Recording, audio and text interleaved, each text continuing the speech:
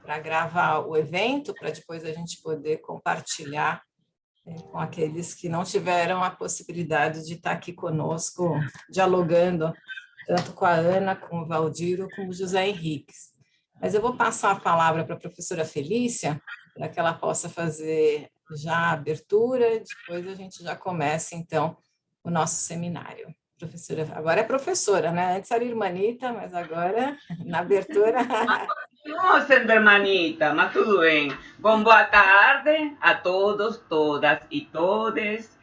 É uma imensa honra estar aqui compartilhando nessa mesa com acadêmicos, com estudantes, com o pessoal, com economista, com o pessoal do MADE, com José Henriques, que estou conhecendo hoje, enfim, com todas aquelas pessoas que se disponibilizaram, nos privilegiar com esse seminário. E esse seminário é uma das atividades produto desse termo de cooperação entre a Zumbi dos Palmares e a FEA-USP.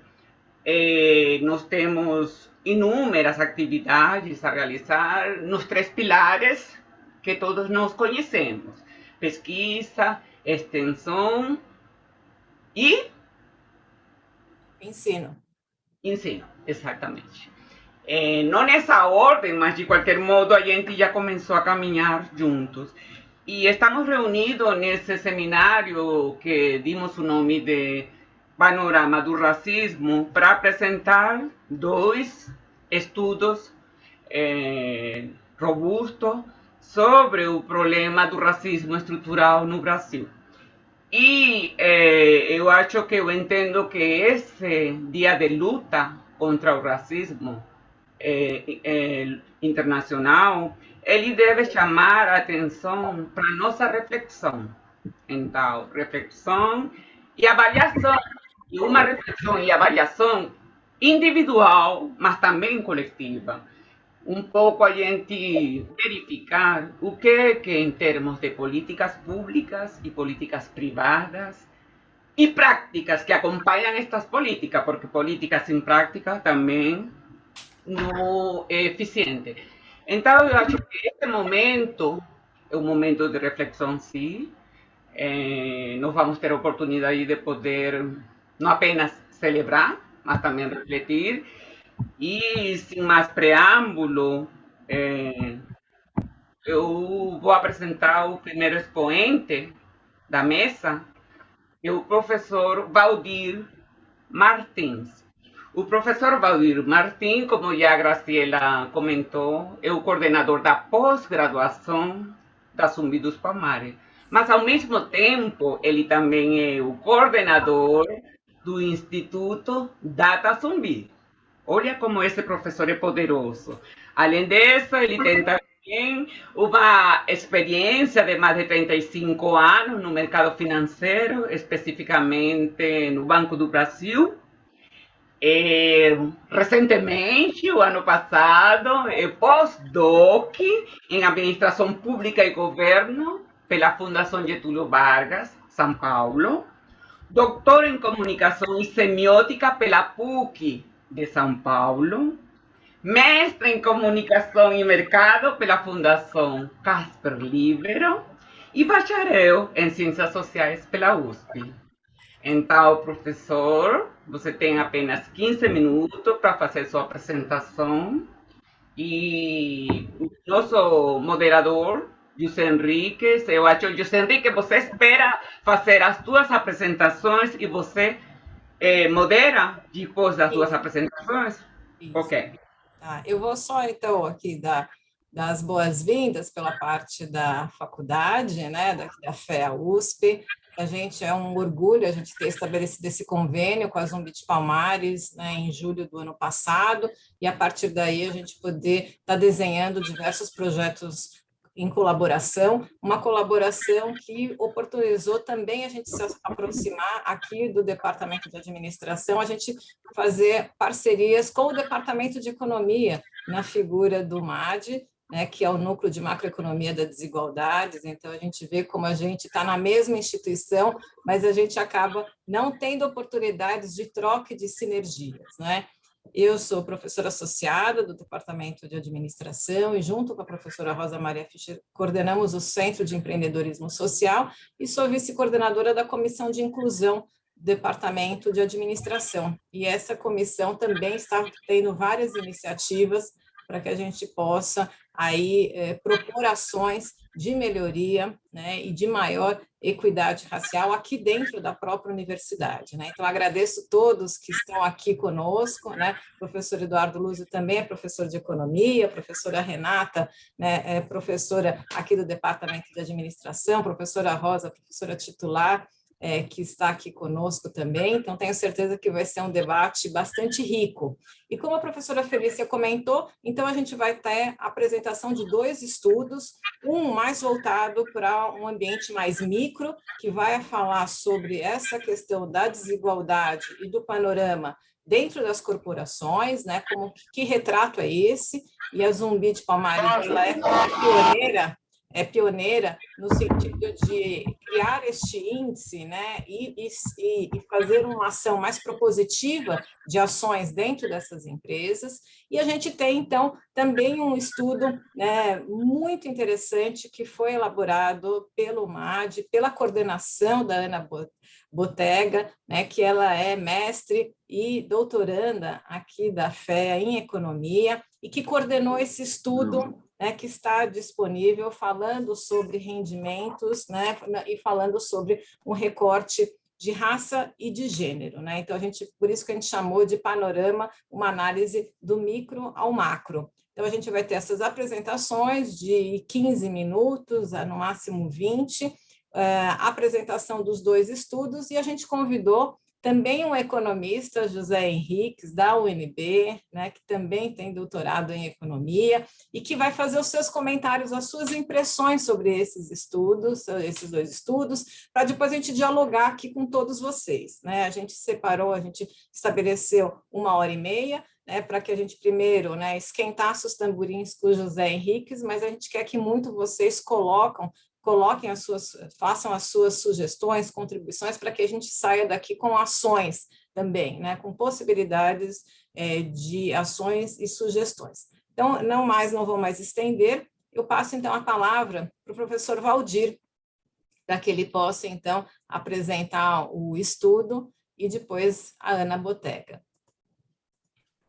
Bom, boa tarde. Em primeiro lugar, gostaria de agradecer a todos aí, principalmente professora Felícia e professora Graziella, pelo gentil convite, né, e pela oportunidade da gente poder estar conversando um pouquinho, né, num dia de reflexão como hoje, né, 21 de março, dia de um combate permanente à discriminação racial no mundo, e a gente vai conversar um pouquinho, a gente mostrar um pouquinho o que a gente tem desenvolvido lá na Faculdade Zumbi dos Palmares, né, através do nosso Instituto de Pesquisa, um trabalho que, como a professora Graziella comentou, e a professora Felícia também, é um trabalho que foi pioneiro no sentido de tentar não só diagnosticar a condição do negro, né, no mercado de trabalho, mas de ser propositivo, de tentar dar um referencial e realmente ser um driver de mercado para que as empresas possam seguir, trocar experiências e que elas também aprendam com o processo, porque a gente tem essa noção de que muitas vezes a gente fala a respeito do tema e as pessoas, muitas vezes nas empresas, elas não têm essa experiência. Então, acho que cabe a nós, estamos trabalhando com essa temática há muito tempo, cabe a nós também contribuirmos no sentido de fazer essa construção em conjunto. Então, o nosso índice de equidade racial nas empresas visa isso. Eu vou colocar a apresentação aqui, é uma apresentação rápida, tá, professor? Eu vou subir aqui, deixa eu ver se dá tudo certo aqui. Só um minutinho.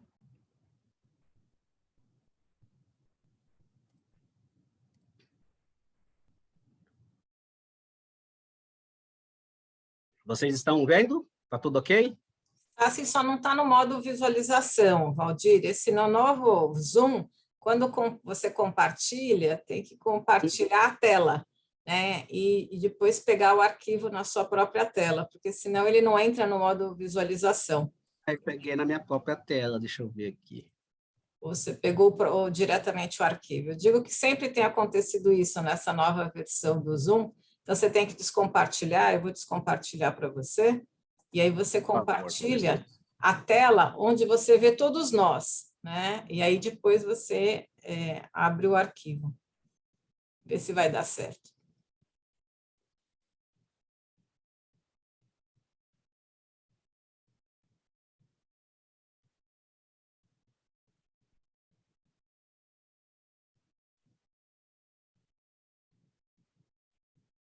Certo, professora? Não deu assim, mas assim, se você quiser continuar, tudo bem, porque a gente está vendo o slide e na lateral esquerda a gente está vendo os outros, né? Então, ele não Eu está entrando também. no modo. Então, se você então eu vou te sinalizando se não mover para baixo, mas tudo bem, está dando para enxergar. Se tiver alguma dificuldade, a senhora me avisa, professora. Mas eu vou aqui justamente para a gente cumprir o horário direitinho, tá? Então, eu vou aqui. Então, a nossa ideia com a proposta desse índice era justamente a gente poder fazer uma discussão a respeito de uma dimensão tão importante de cidadania, de reconhecimento, de autoestima, que é a participação no mercado de trabalho. Nós sabemos que uma das dimensões da vida moderna se diz respeito ao mercado de trabalho, porque é ele quem nos gera renda, é ele quem nos gera condição de sobrevivência, autoestima e de produtividade. E aí, os objetivos desse nosso índice, ele se chamava Índice de Igualdade Racial nas Empresas, isso em 2020. Em 2021, nós fizemos alguns ajustes e a gente vai falar a respeito de cada um deles, tá? Então, o objetivo principal do índice, estimular uma competição positiva em torno do combate ao racismo. Então, é uma coisa propositiva, não de ficar simplesmente apontando o dedo para as empresas se fazem tais ou quais, né, atividades e se tem algum tipo de participação que gera algum tipo de problema. Criar um referencial... Ele só não está mudando o slide, tá? Só porque eu acho que talvez no teu a gente parou na tela da capa do índice de equidade racial. Talvez você tenha que dar um ESC e aí você deixa do jeito que está mexendo. Agora sim, isso. Tá. Eu acho que eu vou por aqui, professor. Tá joia. Então, o primeiro objetivo é estimular essa competição saudável, né, de combate ao racismo. O segundo objetivo do nosso trabalho é criar um referencial sobre equidade racial para o mercado, porque nós sabemos que nós não temos uma ferramenta, um instrumento que haja dessa forma, né, como falei, não só diagnóstico, mas coisa propositiva. E o terceiro, evidenciar a relação positiva, né, entre equidade racial e desempenho econômico-financeiro. Então, nós sabemos hoje que o mercado tem se posicionado, principalmente através dos pilares ESG. A gente sabe que as empresas, o próprio consumidor, os stakeholders, investidores e o consumidor, principalmente, ele visa, né, prestigiar empresas que tenham uma diversidade dentro do seu corpo de colaboradores e se sinta reconhecido dentro dele. Então, essa é a intenção do nosso índice de equidade racial. Aí, passando aqui, só destacar algumas alterações que nós fizemos de 2020 para 2021, em que nós colocamos a seguinte situação, para 2021, né? A gente não só trabalhar com dados primários, que era justamente a empresa poder responder, se autodeclarar através de um questionário a respeito das suas políticas, né, de diversidade interna, mas que eles pudessem, nesse momento, comprovarem a real situação.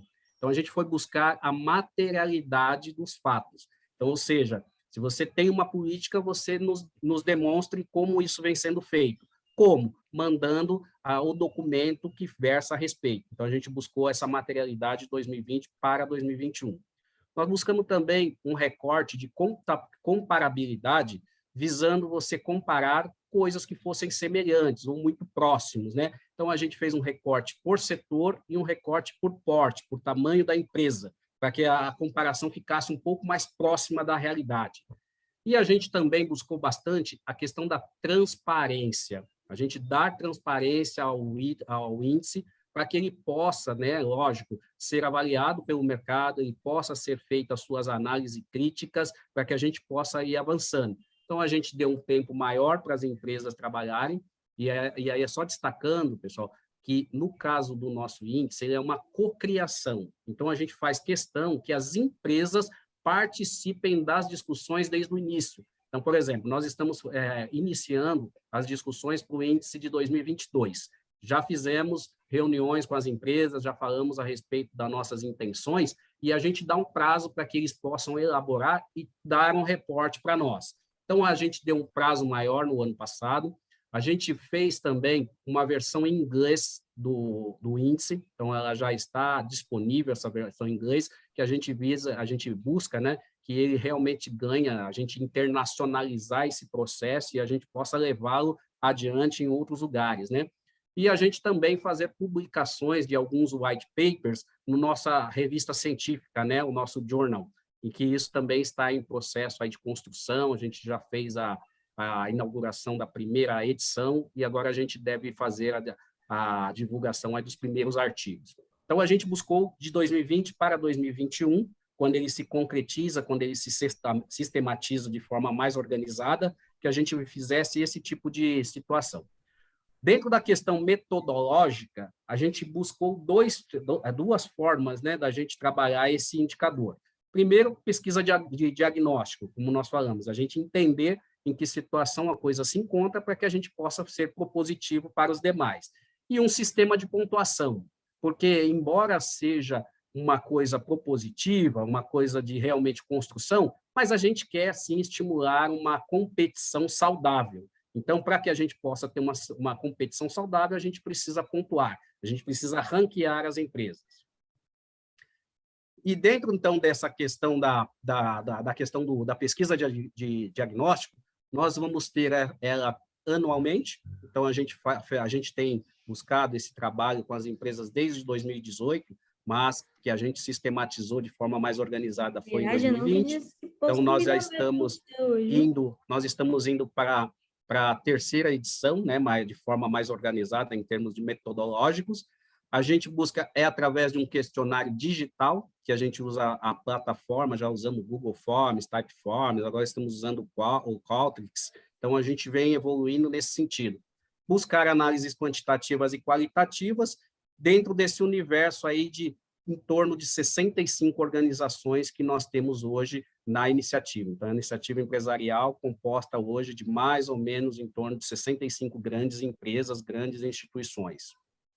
Como que a gente buscou a sistematização? Nós buscamos trabalhar em 6 pilares, tá? Então, o nosso índice, ele tem essa sustentação em 6 pilares. Então, o primeiro deles é o recenseamento empresarial. Então, ou seja, a gente busca fazer com que as empresas conheçam como que é a distribuição dos seus colaboradores internos. Então, a primeira coisa é um censo, para que possa dar sentido para você tomar decisões e adotar determinadas políticas. Então, a gente estimula, o primeiro pilar.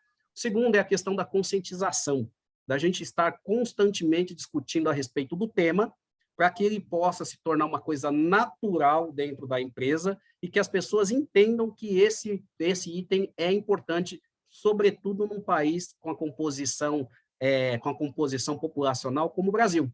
Então, a gente visa também incentivar a questão da conscientização. O terceiro pilar é o pilar do recrutamento e seleção.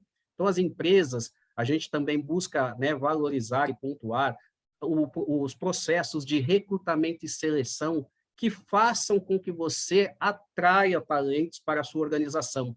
Então, a gente precisa fazer, algumas empresas, inclusive, têm feito alguns processos, né, direcionados, processos específicos, como a gente teve, né, Magalu, BASF e outras empresas aí, que fizeram processos específicos para atração de talentos negros. Então, no nosso caso, a gente faz esse acompanhamento. Aí, a partir do momento que você atrai esse talento, você muitas vezes precisa o quê? Capacitá-lo, para que ele possa justamente estar preparado, né, e ele possa render o máximo possível, tanto para ele como para a empresa, e que ele possa galgar novos postos, que seria o próximo passo. Então, a gente valoriza a capacitação e a gente passa para a questão da ascensão. E esse item é um item muito delicado, porque a gente, em todos os levantamentos, acompanhamentos, estudos, né, demonstrados aqui no país, a gente percebe que esse é o grande problema ainda das empresas. Não só das empresas, né, dos órgãos como um todo, no mundo do trabalho, que é você propiciar o próximo passo para esse profissional, para esse talento. Então, a gente ainda tem um grande gap, a gente vai falar mais um pouquinho a respeito. Então, a ascensão profissional, ela é muito valorizada e posso dizer para vocês que no ano de 2023, 2022, né, esse ano aqui, a gente vai tentar incentivar muito esse pilar aqui, porque eu acho que é assim que a gente transforma, né? Senão a gente não muda, a gente vai sempre estar andando em círculos e não consegue fazer uma mudança estrutural. E o sexto item, que é o item de publicidade e engajamento. Então, como nós estamos tratando de empresas de grande porte, nós entendemos que ela tem uma capacidade muito grande de influenciar a sua cadeia de valor. Então, como a cadeia de valor delas é muito ampla, ela pode colocar condições nos seus contratos com os seus fornecedores e todos os demais stakeholders para que eles incentivem a adoção de práticas antidiscriminatórias, né, de práticas que promovam a diversidade. E isso também, principalmente, que a empresa possa disseminar isso ao mercado. Então, nós fizemos ali, nós vamos falar rapidamente aqui adiante. Então, esses são os seis pilares. E aí, falando um pouquinho desse de publicidade e engajamento, a gente passa aqui para um trabalho que nós fizemos dentro do índice, que foi o quê? Nós avaliamos 12 quesitos, 12 drivers sociais, avaliando a literatura nacional e internacional daquilo que as pessoas acreditam que sejam mais importantes socialmente, né, em termos de comunidade, em termos de sociedade. Então, nós linkamos 12 itens em que a gente avaliou, por exemplo, assim, né, o tempo de locomoção das pessoas da sua casa até o trabalho. Esse foi um indicador importante. Se a empresa tem uma política de financiar casa própria, que é um grande problema também, as pessoas sentem que é muito importante.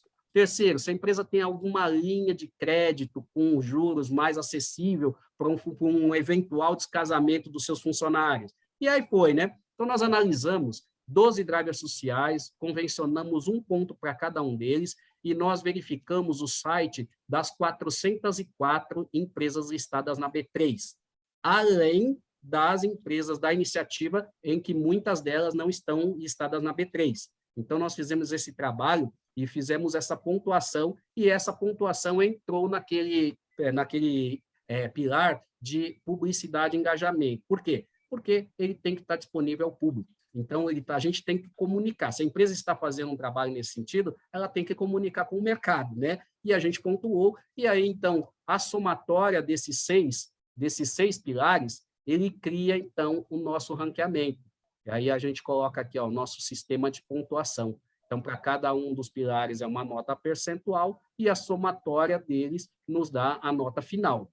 Então, a gente fez essa competição saudável, em que a gente, inclusive, destaca, né, os principais destaques em cada um dos pilares e aqueles que tiveram a classificação final, num grande evento que a gente divulga e as empresas todas participam. Então, foi muito interessante, a gente teve uma participação muito grande, a gente vai falar aqui, ó, a respeito dos resultados agregados.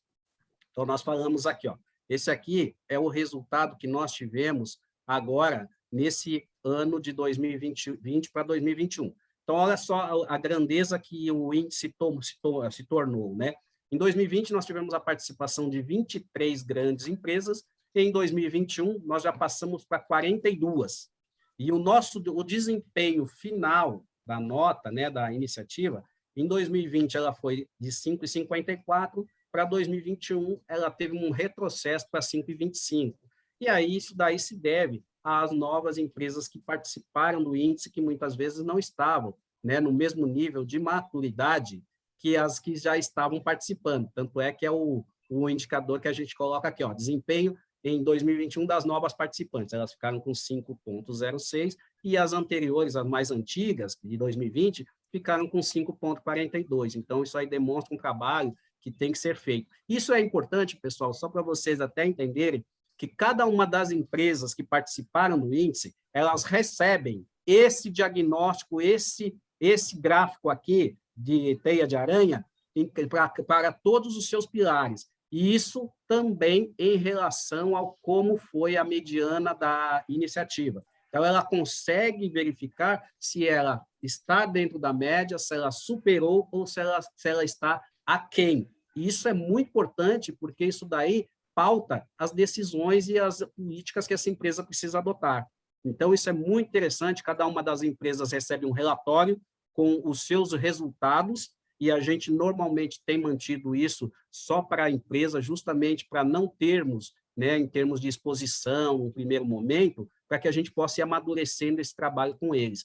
Então, essa foi bastante importante, esse resultado que nós tivemos, embora demonstre, né, vocês podem observar aqui, ó, principalmente no índice de ascensão, ó, que é esse indicador aqui, ó, vocês podem ver que ele estava 3,58, ele diminuiu para 3,52. Então, embora o discurso esteja muito no mercado, né, professora Graziella, mas na prática a gente vê que a coisa não é bem assim. Então, a gente precisa estimular que esse item aqui, que eu considero o mais estruturante de todos, que ele realmente possa evoluir, tá? Então, todos são muito importantes, mas esse daqui é fundamental. Senão, você não cria referência de mercado, você não cria referência para as pessoas, você não consegue demonstrar para as novas gerações que é possível ela atingir um determinado patamar de carreira se ela não tiver estímulo. Então, aqui a gente vai tomar muito cuidado agora nesse ano de 2023. 22, aliás, desculpa. E as perspectivas que nós temos, estou acabando, tá, pessoal? E as perspectivas que nós temos aqui, então, para o ano de 2022. Bom, a gente já começou os encontros periódicos, né, no ambiente da iniciativa, já fizemos reuniões com as empresas, então já fizemos com todos, já passamos o que a gente pretende, então a gente já iniciou esse trabalho. A metodologia, que deve ser permanentemente aprimorada, essa é a nossa intenção, e a gente tem muito espaço para isso, óbvio, então a gente está muito focado nessa questão, e aqui o IER, né, o índice, né, que a gente chama IER, né, Índice de Equidade Racial Empresarial, não visa cobrar mudança, apenas, né, mudança da empresa, mas também orientar e estimular. A gente quer realmente ser vamos dizer assim, uma instituição que é parceira para que a empresa possa se adequar a essa nova realidade. Então, considerando tudo que vem acontecendo no mundo, considerando os indicadores de ESG, do ODS e vários outros aí que demonstram a intenção e o que as pessoas esperam das empresas, a gente busca estar orientando. E aí a gente coloca aqui e agradece também os nossos parceiros que nos ajudaram a desenvolver esse trabalho no ano de 2022, 2021, que é o pessoal da GO Associados. Então, o pessoal da GO Associados nos ajuda muito nesse índice de 2020, 2021. Inclusive, o Rafael Oliveira, acho que foi mestrando aí de economia na USP, tá? Então, eu não sei se ele já começou o doutorado, mas ele era mestrando. A Cláudia, ela é doutoranda aí da USP. Então, também faz parte da nossa equipe aqui de desenvolvimento do índice. E todos os demais, né? Professor Wesley, que é professor lá da FGV. Então, a gente está com uma turma bastante qualificada, bastante empenhada, e a gente pretende, de verdade, poder ter uma participação grande aí no mercado nesse sentido. Então, é isso, professora. O nosso índice é um estudo que a gente é pioneiro, então nós vamos, óbvio, ter coisas que nós vamos precisar evoluir, vamos precisar melhorar naturalmente, mas eu entendo que ele está preenchendo uma lacuna muito necessária no momento em que a gente vive, que é o mercado de trabalho aí, tá? Então, agradeço a todos vocês aí, obrigado, viu, gente? Obrigado a todos aí. Obrigada, professor Valdir. Assim, então, já que aproveito, agradeço também a professora Ana Carolina, como eu falei, ela é que coordena a Comissão de Inclusão, que também faz parte, né, dessa cocriação deste seminário. Então, como a gente combinou, e Valdir, você foi assim super pontual, mas suíço impossível, né? Assim, Procurei. Foi, eu acho que esse é mais um esquenta para a gente poder depois ter as percepções, os comentários do José Henriques e depois abrir também aqui para todos que estão aqui que querem fazer algum tipo de sugestão, contribuição e aquilo que suscitou a partir desses dados que você apresentou. Mas aí eu passo então a palavra para a Ana Botega, né, que coordenou, né, o estudo do MAD sobre rendimentos de mulheres negras, e aí então ela vai então puxar para um nível mais macro. Então, Ana, a palavra é toda sua. Tá, deixa eu compartilhar minha tela aqui. Vocês estão vendo, né? Não? Estamos sim, Ana. Ah, tá. Então, tudo bem também, né? Então, tá. Deixa eu colocar aqui um minuto aqui. Então, vocês estão me escutando bem, né? Ah, beleza. Desculpa. Então, oi, gente, boa tarde. Eu estou muito feliz de estar aqui hoje nesse evento. Eu queria dar parabéns primeiro para as pessoas Graziella e o pessoal da comissão de organização, que é um evento muito importante mesmo. E eu acho muito legal que a gente espera poder contribuir um pouquinho com o debate, com prover alguns dados para fundamentar um pouco mais a nossa discussão e que, de fato, né, a gente tenta fazer isso para gerar alguma mudança de alguma forma, né? Então, espero que esse seja um passo em direção a isso. Então, o estudo que eu vou apresentar para vocês é um estudo que a gente fez no MAD, essa nota a gente publicou no final do ano passado, em dezembro, que eu fiz junto com a Isabela, com o Matias, a Luísa e a Fernanda. Então, a gente, né, publicou isso, teve algum feedback, então a gente está aí continuando estudando o assunto de outras formas ainda no MAD, então eu agradeço no nome do MAD, né, a gente está aqui representando. E passando, então, para a apresentação em si, por que a gente fez no estudo, vou explicar um pouquinho melhor para vocês. Deixa eu... Isso.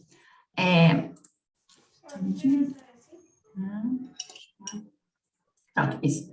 Então, como eu estava explicando, o trabalho que a gente está estudando, como o título sugere, e como eu vou falar mais, a gente está estudando a distribuição de renda, só que a gente faz, do Brasil, só que a gente faz 2 recortes bem específicos, que a gente olha para a composição racial e de gênero dessa distribuição de renda. Então, é uma coisa bem importante que a gente achou que vale a pena fazer. E a gente vê que nos últimos anos esse debate da desigualdade racial, principalmente, está mais em voga, a mídia fala mais disso, ainda bem, a gente está conversando mais sobre essas questões, mas a gente viu que não tinha tanto dado ainda muito preciso sobre, de fato, qual que é o nível dessa desigualdade, qual que é a magnitude. Então, a gente usou de uma metodologia nova para mensurar melhor a renda do topo da distribuição, e a gente consegue um retrato melhor da desigualdade do país para fazer esse recorte racial e de gênero. E quando a gente faz isso, os resultados que a gente obtém são absurdamente estranhos, horríveis, assim. Então, infelizmente, eu não vou ter boas notícias para vocês hoje. Mas, infelizmente, o quadro que a gente obtém é um pouco pior do que a gente esperava, na verdade. Então, como eu disse, a nossa contribuição é pegar essa metodologia nova, que chama Contas Nacionais Distributivas, que ajuda a medir melhor a renda dos mais ricos de forma mais precisa, e a gente adiciona esses recortes de raça e de gênero. Então, a base de dados que a gente vai usar, então, para tirar as estatísticas que eu vou apresentar para vocês, é uma base de dados que a gente pega a POF de 2016, 2017 a 2018 e complementa ela com dados do imposto de renda e também das contas nacionais. O que a gente vai observar, que eu vou mostrar para vocês nos gráficos, a gente vai observar, é que a desigualdade racial é muito grande. É muito grande, é pior do que a gente esperava, assim, com certeza. E quando a gente olha, tanto quando a gente olha para a composição da racial de gênero, dos grupos de rendimento, quando a gente olha para quanto que cada um desses grupos, de fato, apropria da renda nacional. E é engraçado, eu comentei isso a última vez que eu apresentei esse trabalho, que a gente esperava que, quando a gente começou a estudar, a gente esperava que os resultados iam ser, assim, óbvio, a gente sabia que tinha uma grande desigualdade, a gente provavelmente sabia que o topo era com mais brancos, homens brancos, mas a gente ficou bastante surpreso com o resultado, foi pior ainda do que a gente esperava. Então, infelizmente, como eu disse, eu não tenho boas notícias hoje. Então, um exemplo da estatística que, na verdade, mais circulou desse trabalho é que os homens brancos, de acordo com os nossos dados, os homens brancos que estão 1% do topo, que correspondem a apenas 0,57% da população, ou 705 mil pessoas, se apropriam de 15,3% da renda nacional. E essa parcela é comparável, um pouco maior ainda do que a parcela que todas as mulheres negras do país detêm da renda nacional. Então, isso ilustra bastante a mensagem principal dos nossos resultados e como que a gente o que a gente vê que acontece no nosso país, né? Então, falando rapidinho da metodologia, só para vocês saberem de onde que veio esses dados e tudo mais. Como eu disse, essa metodologia que a gente está usando chama Contas Nacionais Distributivas, e a vantagem dela é esse ganho de precisão na mensuração da desigualdade do topo. Então, porque as pesquisas amostrais, como a PNAD, a POF que a gente usou aqui, elas sempre subestimam a renda dos mais ricos. Então, essa metodologia, o que a gente faz é simplesmente melhorar um pouco essa medição, complementando com as outras fontes de dados, que vão ser principalmente do imposto de renda, que, no caso, quem declara imposto de renda no Brasil e em vários outros países são as pessoas ricas. No Brasil, mais ou menos, são uns 13% mais ricos que apenas que declaram imposto de renda. Então, é realmente é justamente essa parcela que a gente precisa de corrigir a renda deles. E, no final das contas, a gente também usa as contas nacionais, que é a fonte mais confiável de dados de renda do país. Então, como eu disse, a gente vai usar a base da POF, que é a Pesquisa de Orçamentos Familiares, de 2017 e 2018, então tem esse pequeno, né, delay no resultado, assim, infelizmente a gente não tinha dados mais recentes da POF, e a gente complementa esses dados com os grandes números da Receita Federal, que vão justamente ser que são os dados do imposto de renda, e a gente, no fim, depois da gente fazer essa complementação no topo da distribuição, a gente ajusta a base toda para que o montante total da renda tenha correspondência nas contas no sistema de contas nacionais, que vão ser essas fontes aí, que a gente calcula a renda nacional, a renda total das famílias do Brasil, e no final das contas, a nossa base de dados, como a gente está falando de distribuição de renda, ela tem que bater com a renda total das famílias do Brasil, né? Então, a gente faz esse último ajuste, que é usar o sistema de contas nacionais, que é o dado mais confiável que a gente tem. Então, como eu disse, se a gente usar só a POF, a gente tem uma survey, uma pesquisa amostral, que subestima a renda do topo da distribuição. Então, por conta disso, as medidas de desigualdade que a gente obtém nesse tipo de survey são menores do que as reais, vamos dizer. Então, aqui, o exemplo que a gente dá, que a gente calculou, é que o Gini da POF, sem fazer essa correção, a gente obtém um Gini para o Brasil de 0,57. Quando a gente corrige, quando a gente adiciona os dados de imposto de renda e corrige a renda do topo da distribuição, que estava absolutamente subestimada, o Gini aumenta para 0,631. Então, é um aumento bastante considerável e mostra que quando a gente não faz esse tipo de correção, a gente está necessariamente acabando subestimando um pouco a desigualdade do nosso país. Então, acho que é importante usar essas metodologias e tentar, quando a gente está realmente estudando distribuição de renda, tentar mensurar da melhor forma que a gente puder. Então, é o que a gente está tentando fazer aqui. Então, vamos passar para os resultados. Então, o primeiro gráfico que eu vou mostrar para vocês é da composição demográfica da distribuição de renda. Então, só para ilustrar um pouco o que é a distribuição de renda, né? A gente tem a população né, da nossa amostra, que no caso, eu esqueci de falar, mas a nossa amostra é apenas de adultos com mais de 18 anos e que não tem renda monetária zero na nossa base. Então, a gente tem a nossa amostra, nossa população, e a gente está ordenando essa população com relação à renda. Então, esse 10 aqui são os 10% mais ricos, e esse 1 aqui são os 10% mais pobres. Então, aqui a gente tem todos os decis da população de acordo com a renda está crescendo. Então, é como se a gente ordenasse a população e aí cortasse de 10% em 10%. Essa que é a ideia. Nessa primeira coluna, a gente colocou a composição demográfica da população como um todo, para a gente poder fazer uma comparação de como que cada decil está sobre cada desses grupos, de mulheres, homens, estão sobre-representados ou subrepresentados em cada faixa de renda. Essa que é a ideia. Então, a primeira coisa que a gente nota é que a população brasileira, de forma geral, ela é bem equilibrada. Cada grupo tem mais ou menos um quarto da população brasileira. Só que quando a gente olha para a distribuição de renda, né, que a gente está olhando para essa composição demográfica da distribuição de renda, a gente vê que, na verdade, essa população fica cada vez mais branca junto com a renda. Então, aqui a parte verde são os homens brancos, a parte roxa são as mulheres brancas, a parte azul os homens negros e a parte amarela as mulheres negras. Então, o que a gente está vendo é que os brancos vão ganhando posições e quando a gente vai subindo na renda. Então, quando a gente olha para a direção mais baixa, o grupo de mulheres negras está é o principal grupo, que é muito maior que os outros dois, os outros três, inclusive. E é bastante maior em relação à proporção das mulheres negras na população. Então, por isso que a gente fala que, por exemplo, nos 10% mais pobres, as mulheres negras estão sobre-representadas. Então, o que acontece é que, por exemplo, os homens brancos, que é o grupo menor que está aqui, a diferença é muito grande, enquanto as mulheres negras têm a proporção é 4 vezes maior em relação aos homens brancos.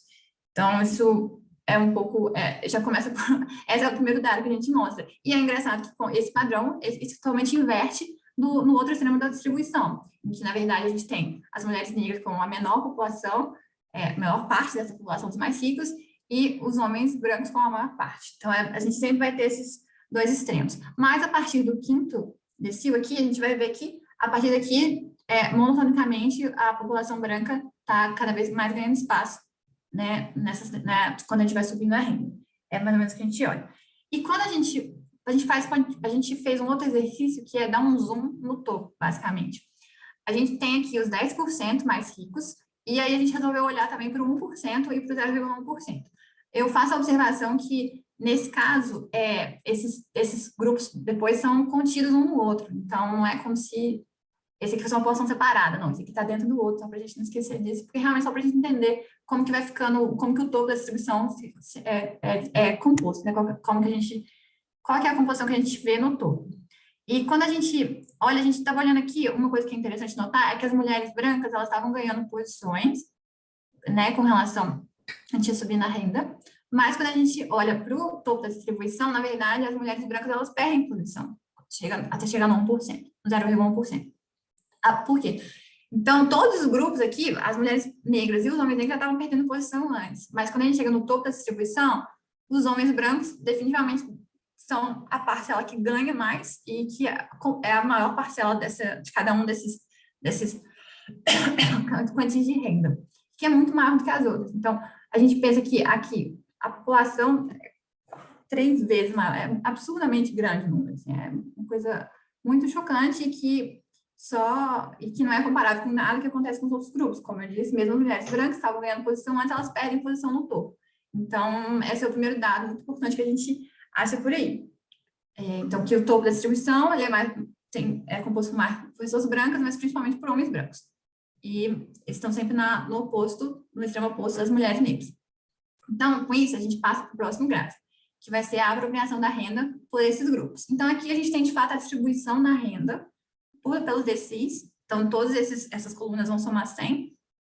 A primeira coisa que a gente nota, que é absurda, é que é muito grave, muito fácil de interpretar esse gráfico, né? Os 10% da população tem uma renda muito maior que é do resto da distribuição de renda. Então, os 10% mais ricos detêm mais ou menos 54% da renda nacional das famílias, que é uma concentração muito grande. Aqui de cá, eu tenho também o gráfico da mesma forma, o zoom novamente. Então, a gente vê que os 10% mais ricos detêm 54% da renda, mais ou menos, então, mais ou menos metade da renda nacional. O 1% mais rico detém mais ou menos 1/4 da renda das famílias e o 0,1, mais ou menos 1/8. Então, isso ilustra muito como a concentração é muito grande e ela é muito grande no topo, inclusive no extremo topo. Isso é o primeiro dado que a gente tem, e que não estou nem falando de gênero de raça ainda. É só a distribuição de renda no nosso país é absolutamente desigual. E quando a gente vai olhar para dentro dessa distribuição, quem que são as pessoas mais ricas, quem que tem maior renda, como a gente suspeitava, os homens brancos é a população que detém a maior parte da renda, principalmente os homens brancos do topo.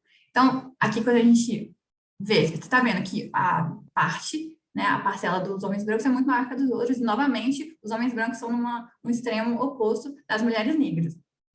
Então, aqui a gente tem uma tabelinha para ficar mais fácil de ver os valores, né? Então, aqui, nessa coluna aqui, a gente tem a renda dos homens brancos nos 10% mais ricos. Eles detêm mais ou menos 28% da renda nacional. Mas as mulheres negras, desse mesmo extrato de renda dos 10% mais ricos, tem 4%. Então, nesse extrato dos 10% mais ricos, os homens brancos têm uma renda 7 vezes, uma parcela da renda 7 vezes maior que a das mulheres negras. Então, já é muito maior do que a gente poderia esperar. E aí, esse número aumenta para ser 12, poucos por cento maior em relação a 1%, e no 0,1%, 16 vezes mais a parcela dos homens brancos em relação à parcela das mulheres negras. Então, isso, novamente, como eu disse, são 2 extremos opostos, sempre, inclusive no topo da distribuição. E quando a gente vai chegando para o topo mais extremo, como 0,1% mais ricos, esse cenário só piora e os homens brancos detêm uma parcela muito maior da renda. E é aqui nessa tabela que a gente olha, por exemplo, aquele dado que eu tinha mencionado antes, dos homens brancos com relação a todas as mulheres negras, porque se a gente somar aqui é a parcela do 0 ao 90%. Com 10%, as mulheres negras do país detêm 14,3% da renda nacional das famílias. Só que quando a gente vai olhando aqui para a parcela dos homens brancos, os homens brancos 1% têm 15,3% da renda total das famílias, né? E, então, esse valor é similar ao valor que todas as mulheres negras detêm, mas ele ainda é maior. Então, esse, para a gente, é o que ilustra mais como que a concentração de renda é absurda e, obviamente, as mulheres negras estão muito menos favorecidas do que os homens brancos, que estão absurdamente mais representados nesses grupos, que detêm muito mais renda do que os outros grupos. Então, é absurdo o resultado que a gente tem. Agora, eu vou passar rapidinho para os dados de concentração, Porque aqui a gente está olhando, o que a gente fez? A gente estava olhando lá atrás a população toda. Aqui a gente separou em grupos, nos 4 grupos, então a gente tomou como se os homens brancos, as mulheres brancas, os homens negros, as mulheres negras fossem cada um deles uma população. Então, esses gráficos não são comparáveis em valores mesmo, mas o formato deles e as proporções são comparáveis, obviamente. Então, o que a gente nota é que, obviamente, em todos os grupos, mesmo nos grupos que a concentração é um pouco menor, ainda assim o topo, a renda está muito concentrada no topo, a apropriação é muito maior no topo de distribuição. Só que essa apropriação ela é muito maior para os homens brancos, em que, ai, meu Zoom está tampando o dado, mas eu acho que era 60%, eu esqueci, gente, está dando um pouco de ver. Mas, enfim. É 59. 59, obrigada, professora. Está tampando coisas assim. Enfim. Os homens brancos, por exemplo, do topo, os homens brancos são os 10% mais ricos, eles detêm 60% da renda que é dos homens brancos, né? No caso, eles estão usando uma populações individuais, como se eles fossem populações individuais. O que é muito maior do que a gente observa para os outros grupos, e nos grupos dos homens negros, das mulheres negras, a gente observa que parece que é um pouco menos concentrada, a renda um pouco melhor dividida, mas ainda assim muito concentrada no topo. Quando a gente olha para o extremo topo, tem 2 coisas que a gente pode notar. A primeira é que, quando a gente vai andando do 10% até o 0,1%, essa parcela do 0,1% ela é mais significativa, é uma parcela maior, obviamente, tanto no caso dos homens brancos, quanto no caso das mulheres brancas em relação aos negros. Então, os homens brancos do topo, enquanto que a gente tinha 10% aqui, já era 60%, nos 10% mais ricos, detinham 60% da renda dos homens brancos, os 0,1% detêm 14%. Então, é uma parcela muito grande. Enquanto que nos homens negros, os 10% mais ricos detêm 44% da renda desse grupo. Mas os 0,1% detêm 5%. Então, a proporção é muito menor. Então, ou seja, a concentração, ela fica muito grande ainda nos grupos dos brancos. Com as mulheres negras, a gente observa o mesmo padrão, de que o super topo, o 0,1%, detém uma parcela ainda muito grande nos brancos em relação aos negros. E essa parcela, quando a gente compara um grupo com o outro, também é muito grande. Então, os homens brancos detêm 14%, dos 0,1% detêm 14% da renda do grupo, os homens negros 5%, as mulheres brancas 13% e as mulheres negras 6%. Então, aqui a gente tem 1/3 e aqui mais ou menos a metade. Então, Então, a gente vê essa diferença de concentração em relação a cada um dos grupos. E, por fim, o último jeito da gente mensurar esse tipo de concentração é a gente calculando o índice de Gini. Então, aqui, nessa pontilhado, a gente colocou o índice de Gini do país, que, como eu tinha mencionado antes, é 0,63. E a gente calculou o índice de Gini de cada um desses grupos, cada uma das populações. O que a gente observa aqui? O único grupo que tem uma concentração maior do que a concentração, né, do que a concentração do país são os homens brancos. Então, a gente está vendo aqui que o índice de Gini é um pouco maior. O das mulheres brancas é mais ou menos igual, é muito similar. E os grupos, tanto dos homens quanto das mulheres negras, são grupos em que a concentração é menor, é um pouco menor. Então, novamente, uma coisa que a gente tem que pensar, o Gini total não é uma média ponderada, nem nada do tipo. Mas a gente vê que os homens brancos, de fato, são os que puxam, de alguma forma, o índice de Gini para ser tão alto. Assim, a gente pode... provavelmente a explicação é essa.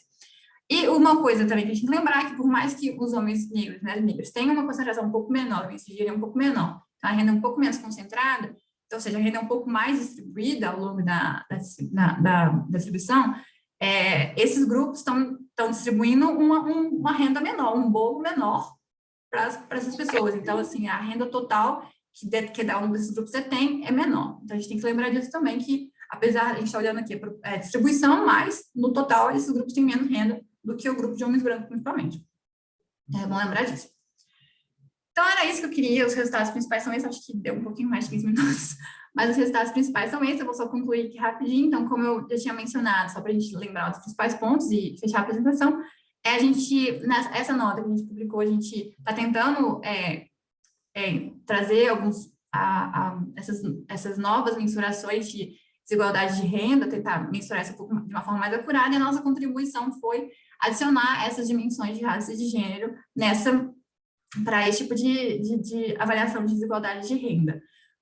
Como eu tinha falado, os resultados são absolutamente chocantes, e eu acho que eles são muito importantes para a gente justamente discutir isso e, de alguma forma, esses resultados eles servem para basear políticas públicas, principalmente, por exemplo, a política tributária está taxando o topo.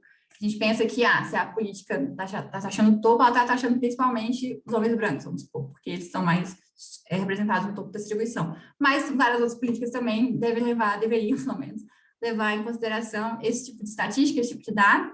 E eu acho que a nossa intenção é justamente que a gente crie novas instituições, novas políticas que sejam antirracistas e que levem esses elementos em consideração determinadas tanto nas políticas sociais, de gasto, quanto nas políticas tributárias e de outras formas. Então é isso, gente. Muito obrigada. Espero que vocês tenham pegado um pouco e a gente discute mais. Joia, obrigada, Ana. Temos já aqui no chat, a gente já tem algumas dúvidas, né? Mas para a gente, assim, é chocante mesmo a gente ver que 1% dos homens brancos, que equivale a 705 mil, eles têm a renda, né, com todos os dados que vocês calcularam, considerando também imposto de renda, ao equivalente a 26 milhões de mulheres negras, né? Então, isso para mim assim, é o dado assim, que é uma facada mesmo, assim, de todos os dados você vê essa disparidade, né? De que o 1% representa 15% da renda nacional, né? Mas eu acho que aqui a gente está para escutar primeiro o José Henriques e poder ver qual que são as impressões. José Henriques, ele é economista, com mestrado, doutorado na UNB, e ele gentilmente, generosamente aceitou o convite feito pelo MAD para poder fazer alguns comentários a respeito dos dois estudos, e depois os comentários do Zé Henriques as dúvidas e questões colocadas, eu passo a palavra novamente para o Valdir e para a Ana Botega, e a gente abre aqui para os participantes, para a gente poder fazer esse diálogo. José, muito, muito obrigado por estar aqui conosco, né? Você está aqui de alma aqui em São Paulo, conosco na FEA, e sabendo que você deve estar aí em Brasília, né? Então, boa tarde. Na verdade, estou no Rio, mas é isso, né? Por causa da pandemia e tudo mais. Primeiramente, eu gostaria de agradecer a oportunidade de estar aqui nesse espaço tão importante, com tantas pessoas importantes dentro da academia e também no debate público, com um tema tão urgente e relevante para o nosso país, né? Parabenizar, né, o professor Valdir e a Ana pelo esforço, né, que é tratar esse tema e fazer esse tipo de pesquisa, porque a gente sabe que no Brasil, apesar de ter avançado muito nos últimos anos, ainda é um campo muito espinhoso e com muita resistência dentro da academia, tanto no setor público quanto no privado, né? E aí eu vou tentar ser muito breve e direto, né, porque os dois expositores, eu acho que eles foram muito bem, assim, nas apresentações, então, até para não ser muito repetitivo também, deixar para as outras pessoas comentarem algumas coisas, né? Como eu falei, vou começar pelo o índice, né, de equidade racial, né, do professor Valdir.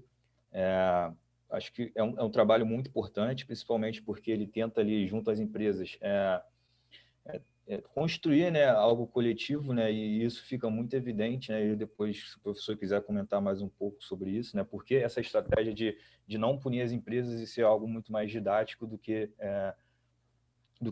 o apontamento do dedo, né? Então, eu acho que é um ponto muito relevante nessa parte do trabalho. Apontar também, né, que o trabalho, infelizmente, aponta que existe um longo caminho e difícil, né, dessa questão de você trazer um pouco mais de equidade dentro do mercado de trabalho, mas que é um tema importante e relevante que serve de motivação para próximos estudos e a continuação dos mesmos, né? Outra coisa que me chamou muito a atenção também, e aí acho que talvez mais para o futuro, não sei como o professor Valdir trabalha isso junto com a sua equipe, são as questões do movimento A, né? Porque eu li o relatório de 2020, professor, o de 2021 eu não tive acesso.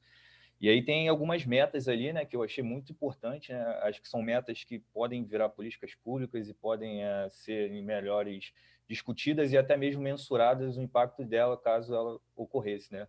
Então, acho que esse ponto é um ponto talvez relevante, né, de você tentar estimar quais seriam os impactos daquelas medidas ali que vocês estão propondo ali naquela parte do movimento A, que eu achei muito, muito bacana e relevante, né? Dentro disso tudo que eu estou falando, tudo dá a entender, e eu não sei também se o professor concorda, que talvez a maneira mais rápida de acelerar esse processo seria uma reforma trabalhista que foque no setor privado, que que foquem em atingir, né, e de dar mais igualdade racial dentro do setor privado, né? A gente sabe que o setor público já tem, até mesmo citado no texto, tem a políticas de afirmativa, que é 20%, mas ainda assim tem algumas distorções quando você vê que o concurso é uma vaga ou duas, e aí você não consegue cumprir essa coisa da representatividade ali e tal. Então, acho que são outras coisas também que poderiam ser melhores, assim, discutidas no trabalho, talvez, enfim. E aí, na página 49, professor, tem um ponto ali que no estudo de 2020, né, que o senhor fala que foram contratadas 492 pessoas, e aí você ali está afirmando, né, que é um cenário preocupante, mas eu acho que talvez ali também é uma sugestão colocar, né, quantas pessoas foram contratadas no geral e o quanto isso representa da população negra, né, e talvez abrir por setor e ver quais são as atividades que têm mais dificuldade de contratação ou que têm menos contratação, porque eu acho que é importante, né, teve um debate no Roda Viva, né, que convidaram uma CEO de uma certa instituição, e ela falou sobre essa coisa, né, então, assim, será que de fato é só isso? Se aí se você relaxar algumas exigências, você consegue contratar esse profissional e ele consegue executar o mesmo serviço. Então, acho que são coisas que poderiam, talvez, no futuro, entrar no trabalho, enfim. Eu acho que é isso. No geral, assim, eu gostei muito do trabalho, fiquei muito honrado de ser convidado e parabéns ao professor Valdir aí pelo estudo. E agora, passando para o trabalho da galera do MAD também, né? Parabenizar a Ana novamente, né? Pelo estudo, o Matias também, que eu conheço também, a Luísa, que não está aqui, né? Que são as pessoas que eu tenho um pouco mais de proximidade. Eu gostei bastante da nota, né? Porque é uma nota muito fluida no sentido da linguagem, né? Ela não se preocupa de ser uma nota muito técnica. E aí me chamou também a atenção que vocês fazem questão de falar que nem tudo é mensurável, né? Dentro da questão do racismo, e vocês apontam na nota que existe a questão do machismo, né? Que é muito difícil de ser ouvido dentro da academia, você não escuta economistas falando sobre machismo abertamente, o quanto que isso impacta na distribuição de renda, até mesmo no desenho das políticas públicas. Então, acho que nesse sentido o trabalho ele vai muito bem, né, de ter essa preocupação, essa linguagem, não ficar muito no termo técnico ali. A questão também que me chamou a atenção, que acho que é uma citação, se não me engano, da convergência de renda, né? E aí vocês pegam ali o Sul e o Centro-Oeste e falam que se fosse mantido ia ficar em 400 anos até convergir a renda entre brancos e pretos, né? Então, acho que esse ponto é relevante, né? E talvez pode ser mais explorado também como uma forma de você tentar estimar o impacto, né? De quanto tempo eu preciso, de qual política, talvez, para convergir a renda, né? Porque eu acho que, no limite, a gente tá fazendo um exercício de tentar resolver esse problema dentro de um tempo mais curto possível, né? Então, acho legal, né? Brincar com esse tipo de situação e de simular esse tipo de coisa, né? E aí também tem a questão também que eu acho que a Ana coloca muito bem, né? Que é essa questão da metodologia usada, né? Da POF ali, que você tenta ali para poder não, não deixar que a concentração de renda fique subestimada, né? E aí a gente sabe que existe uma dificuldade muito grande, né? Quando você fala em dados para trabalhar com essas questões no Brasil, né? Porque por anos foi muito negligenciado e até hoje também é só ver o que está acontecendo com o IBGE, né? O censo está atrasado. Então, assim, essa questão dos dados, eu acho que, e aí também tem que ser uma questão abordada, mas tem que ser uma questão de bandeira de todos os pesquisadores do Brasil, formas de a gente melhorar a mensuração e a captação de dados no Brasil, porque, por exemplo, a questão do imposto de renda, talvez todo mundo poderia declarar imposto de renda mesmo que fosse isento, né? Porque aí você cria formas melhores de ter noção de como está a distribuição de renda, enfim, acho que esses são os pontos, assim, né? E aí, né, eu também lendo o trabalho, acho que a conclusão que para mim fica que a única forma e talvez a mais rápida seria através das reformas, que a Ana também coloca, né? E aí a reforma tributária ela entra no centro do debate muito importante, né? Porque seria uma reforma progressista para tentar corrigir esse tipo de distorção que existe no país, né? Que tipo não tem como mais a gente porque assim é até constrangedor, né? A gente sentar e ver e ficar por que tanto tempo essas discussões não foram feitas assim, né? Óbvio que tem como a revisão de literatura é uma revisão impecável, e ali tem todos os autores que sempre trabalharam com essas questões, mas ainda assim eu sinto que sempre foram cavaleiros solitários com relação a isso dentro da academia, né? Então, acho que, nesse sentido, né, o trabalho ele fecha e é importante, né? E sem mais delongas, acho que são esses meus comentários também, para deixar para os outros colegas e os ouvintes aí. Eu agradeço imensamente a oportunidade. Joia, obrigada, Henrique. A gente fez questão de convidar alguém externo, né? Porque a gente estava com o estudo da FEA, com o estudo da Zombite Palmares, e essa neutralidade fazia com que a gente tivesse alguém que pudesse olhar e dar os seus comentários. Eu passo, então, a palavra para o professor Valdir, para ver se ele pode fazer uma reação, fazer mais algum comentário, né, relacionado ao estudo. Depois eu passo a palavra para a Ana, e a gente abre, então, aqui o debate para aqueles que estão aqui conosco, para também fazer as suas colocações, as suas sugestões, e aí como que avançamos neste panorama tão cruel que a gente observou nessas duas perspectivas, micro e macro. Professor Valdir. Obrigado, viu, professor Zé Henriques, pelas palavras e pelas avaliações que são muito pertinentes.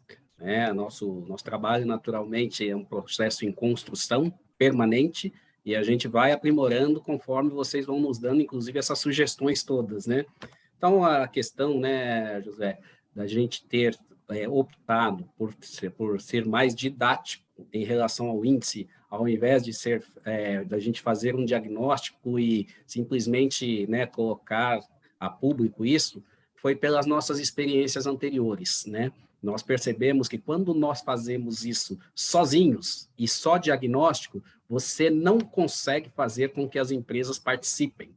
Então, é um tema muito delicado, muito sensível para muitas empresas ainda.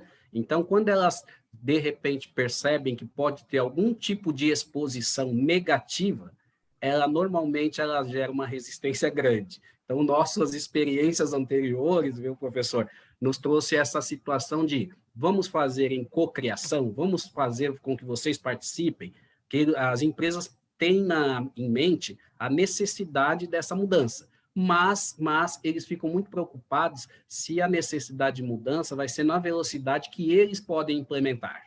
Então, por isso que nós fizemos a opção de trazê-los conosco, de sermos didáticos nesse primeiro momento, naturalmente, e fazer com que eles se sintam participantes dessa construção. E a gente percebeu, né, professor, que tem dado certo em partes, né, numa parte muito positiva, que a gente teve, então, de 2020, a participação de 23 empresas, para 2021 nós já tivemos 42, então a gente percebe que eles entenderam e que eles querem participar. Então, foi a nossa opção, professor, de momento. Quem sabe, mais para frente, a gente possa, né, rever esse procedimento. Mas, num primeiro momento, a gente entende que ainda a gente tem que caminhar mais um pouco. Com relação ao que o senhor colocou, né, da longa distância dos indicadores, isso também nos entristece muito, né, porque a gente percebe que nós temos um caminho muito grande para percorrer. Nós, infelizmente, temos ficado muito no campo ainda do debate, no campo da reflexão, no campo do levantamento, do diagnóstico, e a gente precisa partir realmente para a implementação, para a prática, para que realmente a gente possa, né, fazer com que as mudanças sejam estruturais mesmo. Senão a gente vai continuar daqui a 5 anos falando do mesmo assunto e com esses números, esses indicadores pífios ainda, né? Então, é isso, a gente realmente nos entristece muito, e como eu falei, né, para esse ano de 2022, nós vamos dar um peso diferente para os pilares que nós trabalhamos ali, né, principalmente a questão de recrutamento e seleção, que é você trazer o pessoal para dentro da estrutura. Depois, o item que é mais importante, como eu destaquei, né, da ascensão, de você criar referências e fazer com que as pessoas e os jovens, né, principalmente jovens negros, possam ter pessoas de referências a seguir, né? Então, a gente precisa dessa construção. E a gente vai dar um peso também na questão de publicidade e engajamento, né? Porque, como falei, são empresas muito grandes que têm capacidade de influenciar a cadeia de valor de uma forma muito forte. Então, a gente entende que, dessa forma, a gente começa a fazer uma mudança de verdade. Então, mas eu fico triste também, viu, professor, com esses indicadores. Não me agrada nem um pouco. Aliás, me revolta, né? Me revolta. Com relação o senhor comentou do movimento AR, né, as metas e políticas que podem ser geradas políticas públicas, realmente, os movimentos, normalmente, eles têm uma independência, né? E o Movimento AR, assim como a própria iniciativa, nós temos um planejamento estratégico construído em conjunto com as empresas, no caso da iniciativa, em que nós colocamos, sim, a perseguição de determinadas metas, né, de evolução. Então, por exemplo, de mulheres em cargos de comando, de mulheres negras, de negros. Então, nós temos um planejamento a médio e longo prazo que, se cumpridas, né, se realmente conseguir colocar em prática, vai refletir no índice. Porque o índice ele busca aquela fotografia daquele momento. Então, ó, hoje, por exemplo, você tem uma empresa X, ela tem, sei lá, 5% de pessoas negras nos cargos de alta liderança. Assim, o planejamento é para que ela, sei lá, em 2025 chegue a 20%, mas hoje ela tem 5%. Então, a gente vai fazer essa medição para ver se em 2022 ela conseguiu ter uma evolução. Porque para alguns itens vão ser mais fáceis de perseguir, para outras elas têm uma dificuldade maior. E cada empresa está num nível de maturação, né? Um nível de conscientização que a gente vai ter que entender. Mas ele serve de referência para que a gente persiga, assim, os indicadores. Com relação, professor, a essa questão, na minha opinião, né, sobre a questão da reforma trabalhista, se talvez fosse um caminho, né, para que a gente pudesse ter uma rapidez, uma celeridade maior, né, nas mudanças, eu entendo que poderia ser, mas eu não sei se a gente tem espaço político no país hoje em dia para isso. A gente não está. Eu enxergo que essa é uma questão que assim vai gerar muita discussão pela questão do viés, né, ideológico em termos econômicos, né, a própria orientação econômica, né, talvez não enxergue essa mudança de reforma trabalhista como uma coisa positiva, e a gente tem a própria questão também da própria sociedade. Então, eu precisaria aprofundar um pouco mais o entendimento disso, professor, porque eu não consigo enxergar hoje um espaço muito grande para a gente evoluir nisso. Talvez possa ser, sim, um caminho, mas eu ainda não tenho uma opinião, uma posição firmada a respeito, viu? E o senhor colocou a última questão, que foi a questão que o senhor citou a página 49, né, da quantidade de pessoas que foram contratadas, que a gente pudesse dar um espaço. Coloquei aqui como sugestão, porque a gente tem, inclusive, esse dado. A gente tem, quando a gente faz a aplicação do questionário para as empresas, a gente coloca a quantidade de funcionários que as empresas têm no país, aqui no Brasil, e o percentual assim, do censo, né, de cada uma das etnias, de gênero, de orientação. Então, é uma questão só da gente realmente dar um destaque maior, colocar os números ali, para que o pessoal possa verificar essa evolução. Então, está colocado aqui como sugestão, e eu acho que é bastante pertinente incluir ali, viu? Então, agradeço aí, viu, professor? Estou à disposição aí para vocês todos aí que tiverem contribuições conosco. Obrigado. Obrigada, Valdir. Eu acho que vou passar agora para a Ana, mas um aspecto super importante, por isso que a gente juntou esses dois estudos, porque como no diagnóstico é muito evidente que você tem poucas mulheres negras em cargos, né, de diretoria, isso também se reflete, obviamente, no estudo que o MAD fez, né, onde você tem a participação de mulheres negras é ínfima, né, quase nula nesse topo, né?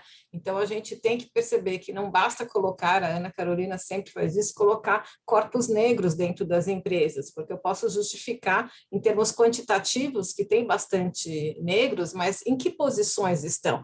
E por isso que as dimensões do índice, né, é muito relevante a questão do desenvolvimento e da ascensão, né? E a gente muito se justifica que não está ascendendo e se tem aí sempre uma fala velada de que essas pessoas não estão preparadas, né? Aqui a gente tem feito um convênio onde a gente estruturou um MBA voltado para a formação dessa alta liderança, né, para que a gente não tenha mais esses tipos de argumento. Então, desenvolvimento está atrelado também à questão da ascensão, que é o aspecto mais importante, né, porque aí é onde a gente vê, de fato, se é um ambiente inclusivo, e não só onde você deu o acesso, né, você trouxe para dentro, mas não movimentou. E é isso, não muda este panorama tão cruel que a gente tem visto. Aí eu passo para a Ana para fazer os comentários. Ana, e depois já tem alguns comentários no chat que você deve ter visto de algumas questões que a professora Ana Carolina colocou. Sim, eu vi sim, acho que o Matias me ajudou já para responder. Eu não estava vendo durante a apresentação, mas obrigada, Matias, por ter respondido também. E obrigada, José Henrique, pelos comentários. Eu acho que você fez ótimas sugestões, ótimos apontamentos. Não tenho algumas coisas que a gente pode comentar. Primeiro, você fala de que os economistas não falam muito sobre isso, né? Eu concordo, eu acho que a gente nem estuda tanto sobre isso. Eu acho que se a gente pegar aquelas pesquisas de os estudos que saíram nas revistas nos últimos anos, tá? A gente fizer um gráfico com isso. Eu acho que nos últimos anos, de fato, tem mais trabalho sobre desigualdade de forma geral, e aí acaba tendo alguma outra coisa nesses recortes de raça e gênero, eu acho que está melhorando, mas, como você disse, eu acho que os economistas só estudam isso e não fazem nada sobre isso. E eu acho que o principal exemplo disso é a pós-graduação em economia, que a pós-graduação em economia, não vou entrar em detalhes, mas é uma coisa absurdamente elitista e assim, é horrível, os dados são péssimos, assim, e todo ano a gente comenta sobre esse assunto e os economistas simplesmente fecham os olhos e fingem que nada aconteceu e continuam publicando seus artigos sobre esses assuntos ou não, né? Então, acho que eu concordo totalmente, mas acho que a gente está tentando, né? A gente traz os dados, faz a discussão e quem sabe nas próximas gerações isso vai ser um pouco melhor, né? Acho que o índice que você comenta sobre aquela coisa da convergência é um índice do INSPER, né? Que o pessoal lá, o Sérgio Firpo com o Michael Francisco fizeram. E acho que tem outra coisa legal, um outro dado que eles colocam, é que, na verdade, eles projetam que nos próximos anos, eu não lembro se eram os 15, 10 anos, mas que, na verdade, eles projetam que as coisas vão piorar, né? Que a renda dos negros vai, na verdade, diminuir mesmo nos próximos 10, 15 anos. A projeção deles é que as coisas, na verdade, estão piorando, apesar de que eles fazem essa projeção de convergência, nos próximos anos, na verdade, o que eles reportam é que a situação iria piorar, né? Mas eu concordo, eu acho que são medidas também legais que a gente pode trabalhar com elas e acho que super relevante o trabalho que eles fazem e a gente construir esses novos indicadores, eu acho que realmente ótimo também para a gente ter essa noção de que as coisas não estão melhorando de alguma forma, né? Sobre os dados, tem umas coisas, assim, algumas coisas que eu posso pontuar que eu acho muito triste mesmo, de fato, claro, todo pesquisador acha que a gente está com tanto problema, que o IBGE tem tão pouco financiamento, que o censo está essa peleja, eu acho muito triste. Eu acho que a gente tem ótimas pesquisas que poderiam ser excelentes, sabe? Se a gente tivesse mais recurso, que elas fossem com mais regularidade, mas isso tudo depende, né, da cabo do recurso, do governo, do repasse. Então, a gente tem esses problemas e a gente tenta fazer o melhor que a gente pode, né, com os dados que a gente tem, né. Mas só uma coisa que, na verdade, tipo assim, todos os países sofrem com essa questão que eu estava mencionando de a renda do topo ser subestimada, não é um problema das pesquisas do Brasil, assim, é uma coisa que toda pesquisa domiciliar, na maioria dos países do mundo, acaba tendo esse problema. Então, acaba que tem vários grupos internacionais tentando corrigir essas bases de dados para vários países, porque é uma forma de a gente pegar os dados de survey de vários países, a gente vai também ter essa subestimação. Então, não é uma coisa só do Brasil, mas é claro que faria toda a diferença se a gente tivesse dados mais atualizados, com mais frequência, com maior fácil acesso, tudo mais. Óbvio que isso faz toda a diferença, até porque aqui a gente está usando, por exemplo, dados de 2017 e 2018, e a gente a POF anterior a essa, é 2007, eu acho, 2008, por aí também. Então, assim, a POF, a gente não tem uma comparação tão recente de uma outra POF que foi feita poucos anos antes, então acho que isso não é um problema mesmo. E aí, acho legal a gente ter, que bom que a gente está tentando descobrir novas formas de melhorar isso, mas é óbvio que, de alguma forma, o fornecimento de dados depende do recurso para o IBGE e tudo mais, né? E eu acho que, sei lá, em termos de prioridade, eu acho que seria melhor a gente focar no IBGE, fazer mais pesquisas e com mais qualidade, do que a gente mudar o jeito que o imposto de renda é declarado, sabe? Eu não sei se eu acho que é uma boa ideia, todo mundo tem que declarar imposto de renda para a gente ter essas informações, porque acaba sendo um processo complicado, não sei se... Eu acho que talvez possa, na verdade, tipo, tirar o foco da coisa, né? Porque, de alguma forma, a Receita Federal não está ali tentando medir renda, né? Eles estão ali tentando medir arrecadação, né? Então, eu também não sei se seria a primeira solução que eu adotaria, se eu fosse a rainha do mundo no Brasil e tivesse como dar dinheiro, eu acho que eu mudaria o jeito que talvez mais pesquisas para o IBGE, tentar melhorar isso do que necessariamente mudar como que o imposto de renda é declarado. Mas eu acho que a Receita tem muito dado que eles não compartilham assim com a gente, que por conta óbvio, tem várias questões de confidencialidade e tudo mais, mas eles têm muitos dados, eles têm muita informação sobre essas pessoas muito ricas, sabe? Eu acho que eles têm que começar esse trabalho de fornecer um pouco mais. A gente só começou a ter esses dados da Receita, esses dados do topo, acho que foi em 2014 que eles liberaram isso. A gente não tinha informação do topo da distribuição antes disso, é muito recente. Então, acho que eles têm eles ainda têm que correr atrás. A gente tem que cobrar, acho, da Receita de alguma forma, eles terem um serviço melhor de compartilhar dados, porque acaba que a pessoa às vezes entra com lei de acesso à informação para solicitar dados e vez ou outra, tipo assim, eles são negados acesso a alguns dados desse tipo. Então, acho que a gente tem um trabalho de também acessar os dados que já existem. Acho que tem todos esses problemas que a gente, quanto mais a gente for obtendo isso, a gente consegue fazer pesquisas melhores, ter novas noções. Então, eu acho que realmente é o ponto principal, assim, super importante. E, né, obviamente, como você mencionou, o único jeito de a gente mudar alguma coisa dessa é através de políticas, né? Então, eu espero, né? A gente espera que as próximas políticas tenham esse tipo da nossa realidade em consideração e, de fato, prestem atenção na como que a nossa população está distribuída e como que ela é posta para, de fato, fazer políticas que possam mudar um pouco esse cenário, porque é o único jeito mesmo. Mas é difícil, né? Mas a gente está tentando. Então é isso. Muito obrigada mesmo pelos comentários. Acho que a discussão está muito legal. E agora eu passo para as perguntas, né? Deixa eu voltar para a professora Graziela.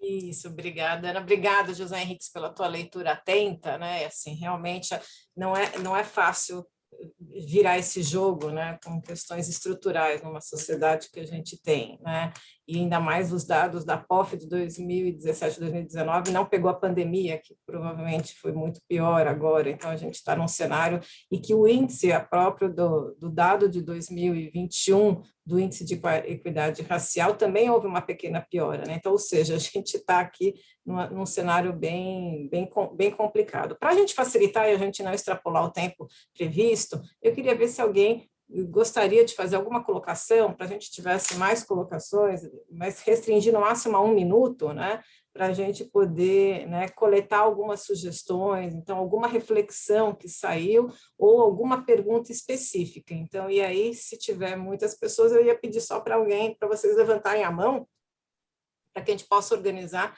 dado que a gente tem 13 minutos, né? Então, não sei se alguém gostaria de fazer comentários, né, sugestões, como reverter esse quadro a partir da experiência de cada um. Porque senão aqui eu, Felícia, provavelmente Ana Carolina, Ana, vamos lá, vamos colocar na mesa. Eu não quero ser a primeira a falar, mas como o pessoal ficou tímido, às vezes a primeira pergunta é tipo a tampa, né? Abre aí. Então, eu queria primeiro agradecer a Valdir, a Ana e a José Henriques, né? Professores Valdir, José Henriques. A Ana está no doutorado, finalizou o doutorado já, né? Gente, deixa eu só corrigir, eu sou doutorando na UNB ainda. Doutorando também. Então, eu acho tão... É uma felicidade tão grande a gente contar com a participação de vocês, doutorandos, né? E compartilhando já os conhecimentos e as atividades que vocês estão desenvolvendo. Então, muito obrigada mesmo. Assim, vocês já são pesquisadores, já são colegas nossos, né? Eu entendo assim. Então, agradecendo, agora eu sou psicóloga, por isso que eu fiquei fazendo as perguntas aí da parte de economia que eu não estava entendendo, apesar de ser formada também em administração, mas esse conhecimento mais técnico me falta, né? Agora, a minha pergunta e a minha reflexão vai justamente na minha formação, né? E mais para o professor Valdir, falando sobre os indicadores, né, que vocês estão utilizando, e até essa troca final aí do debate de Gra falando com o José Henriques, né, a respeito desse ponto de onde que essas pessoas estão, né, nas empresas, e que você mostrou é o aspecto mais crítico, mas eu não lembro, Valdir, se tem algum aspecto de indicadores que toque no ponto de políticas internas da organização voltadas para bem-estar e apoio psicológico, né? Porque eu fico me perguntando como que a gente lida com isso, e aí a gente está falando de políticas públicas, né? E quando eu perguntei para Matias e para Ana se eles têm o olhar inverso, porque assim, ó, já é muito chocante quando a gente pega os 10% mais ricos e faz esse extrato de 1% dos 10% e 0,1% dos 10%. Agora, se a gente pega os 10% mais pobres, né, para mim não seria surpresa que a gente tivesse algo ainda mais gritante, né, do aspecto, do ponto de vista racial e de gênero também, principalmente racial. Então, como que a gente pode entender, né, eu vou fazer esse aspecto, porque eu sei que tem uma área da economia comportamental que conversa muito com a psicologia nesse processo, que é como que uma pessoa, né, um grupo social que sempre esteve abaixo da linha da pobreza, aprendeu a tomar decisões, aprendeu a coisas do tipo, a gente pode falar desde o próprio planejamento financeiro, que é uma coisa prática, até decisões interpessoais mesmo, né? A gente está... E aí, o que acontece? Às vezes a empresa... meu ponto aqui em relação aos indicadores é o quanto que a empresa está preparada para receber essas pessoas, não receber, contratar essas pessoas, né? E conseguir lidar com as questões que são históricas da formação dessas pessoas, não apenas no aspecto profissional, mas subjetivo também. Porque senão é aquela empresa que vai falar assim, mas essa pessoa tem dificuldade de se relacionar, essa pessoa tem dificuldade de trabalhar em equipe, e aí vai colocando, né, como se fosse culpabilizando o sujeito pelo sujeito não progredir na carreira. Então, tem um aspecto aí, que eu falo isso pela Universidade de São Paulo também, né, a Universidade de São Paulo hoje tem algumas ações do ponto de vista da parte de assistência social voltadas para oferecimento de terapia, né, de apoio psicossocial, né, e acho que esse é um ponto muito importante, a gente, para falar de inclusão e para entender essas bagagens que chegam com as pessoas, para além, né, de todo um programa de respeito às suas crenças, às suas histórias, à sua identidade, que não necessariamente vai se encaixar esse modelo padrão, né, da branquitude, como a branquitude constrói as próprias estruturas organizacionais. Legal, Ana. Eu vou já passar, antes do Valdir, dado que a Thaís já levantou a mão, e aí a gente aproveita que aí a Thaís fale o seu comentário, e ela também tinha uma pergunta para o Valdir a respeito, que ela queria saber um pouco mais sobre a estimulação de uma disputa saudável dentro da metodologia, né? Então, acho que ela queria, mas claro, dando aí a palavra para a Thaís, que aí se quiser fazer mais algum comentário, Thaís, aí a gente então passa a palavra para o Valdir. Boa tarde, vocês estão me ouvindo bem? Estamos sim, está ótimo. Perfeito. Não, é bem pontual mesmo, na verdade, eu gostei muito da apresentação, gostei muito da metodologia que ele apresentou, mas eu fiquei muito confusa com esse processo de o que seria estimular uma disputa saudável, né? Porque você ouvir isso de cara, assim, uma disputa, eu não sei se uma disputa sempre ela é saudável, eu não consigo encarar dessa forma. E quando você utiliza a palavra disputa para galgar uma situação que a gente tem hoje com a população preta, eu acho delicado, mas é um ponto de vista muito particular meu, e talvez eu não tenha entendido o que de fato, o que está por trás desse conceito que ele está dando de estimular uma disputa saudável. Entendeu? Obrigada, Thaís. Então, estamos aí. E, Valdir, se você quiser, então, fazer alguns comentários sobre o que a Ana e a Thaís, e depois, se tiver mais alguém, senão a gente depois já faz já vamos partir para o nosso encerramento. Perfeito, não, quero sim, professora, até para esclarecer algumas coisinhas, e é importante, eu acho que essa participação, tanto da Ana como da Thaís, é importantíssima, como eu falei, para a continuidade da construção do nosso índice, o aperfeiçoamento permanente, né, que a gente comentou. Vou começar pela segunda, pode ser, pela Thaís? Thaís, rapidamente, a ideia da questão da competição saudável é que, como nós estamos num sistema capitalista e a competição é inerente a ele, a gente precisa trazer para que as coisas possam ser, né, justamente tratadas de forma a ser saudável no sentido de, se uma determinada empresa, de um determinado segmento, está adotando determinadas políticas de inclusão, de diversidade, de oportunidade para as pessoas, ela tem a capacidade de influenciar as demais empresas do seu setor a seguir o mesmo exemplo. Então, por isso que a gente fez, até fazendo um paralelo com o que o professor Zé Henrique havia comentado, no entendimento justamente de você trazer a cooperação, porque é um tema que, para as empresas, ainda é um tema muito sensível, é um tema que, quando chega no board da empresa, ele normalmente perde um pouco de espaço. Então, ele é muito conversado, é muito colocado, as pessoas estão preocupadas em fazer o debate, em conscientização. Entretanto, na hora da implementação, a gente percebe que, historicamente, a gente tem uma dificuldade muito grande.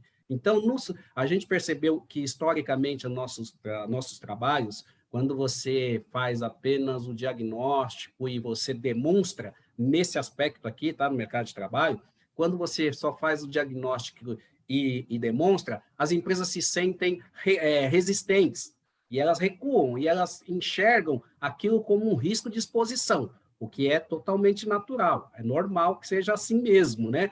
E a gente, justamente, para que a gente possa fazer com que elas entendam um novo momento, né, histórico que a gente vive, a necessidade que a sociedade tem, que os consumidores e os investidores estão exigindo uma nova postura, a gente entende que a gente pode contribuir muito para a adequação delas, no sentido de estarem voltadas para atendimento a essas demandas. Então, quando a gente coloca a competição saudável, é justamente para que a gente possa estimular mais e mais empresas a participarem, porque, assim, pelo menos até hoje, tá, Thaís? O que a gente teve de histórico, quando você simplesmente coloca, ou então você só expõe, não foi muito bom o resultado. Então, a gente justamente fala, ó, vamos fazer em conjunto, vamos trazer vocês aqui para participarem, vamos entender as dificuldades que a empresa tem também, porque a gente sabe que ela pode realmente mudar as suas estruturas, mudar o seu posicionamento, suas decisões, entretanto, ela esbarra em uma série de lugares. E aí eu digo, né, digo até por minha experiência profissional também, né, como falei, eu trabalhei muito tempo no Banco do Brasil. Então, você vê, quando chega em determinados escalões, a coisa tende a ter uma dificuldade de avanço. Então, aí, no nosso sentido, vamos fazer em conjunto, e aí, nesse momento, esse passo vai ser importante. Então, foi nesse sentido, tá, Thaís? Então, nesse sentido, da gente poder trazer como participantes e como colaboradores, e que eles estão construindo, e eles sentirem segurança e confiança que eles não vão ser expostos de forma, vamos dizer assim, inadvertidamente, ou de forma, né, que crie problemas. Então, foi mais nesse sentido. Mas a gente vem fazendo e a gente entende que está dando certo, pelo menos nesse primeiro momento. Vamos ver até quando vai.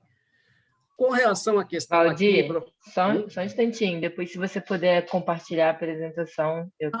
Eu vou compartilho sim, Thaís, eu jogo aqui no chat, tá? Já Obrigada. coloco. Não, sem problema. Professora Ana, muito obrigada aí pelas contribuições aí, essa questão psicológica, né? Essa questão aí realmente de autoestima, de tratar, né, essa questão desse público é muito importante, tá? E é muito importante. No nosso índice ainda não conseguimos identificar, não colocamos, mas a senhora colocou, a senhora trazendo esse tema para nós, vai ser fundamental para a gente incluir nessa versão de 2022, porque realmente a gente precisa saber as políticas que as empresas adotam, e eu adianto para a senhora, quase nenhuma tem, tá? Quase nenhuma tem, porque o cruzamento daqueles dados que nós comentamos aqui, dos 12 drivers sociais, já dá um indicador da ausência de políticas dessa natureza. O que nós, na iniciativa, temos feito e que a gente identifica, mas a gente precisa medir para a gente identificar. A gente faz um trabalho também de mentoria racial com as empresas, seja para os dirigentes, então o board, a alta liderança, a gente faz treinamento de mentoria racial e também fazemos para as pessoas que vão ser os mentorados.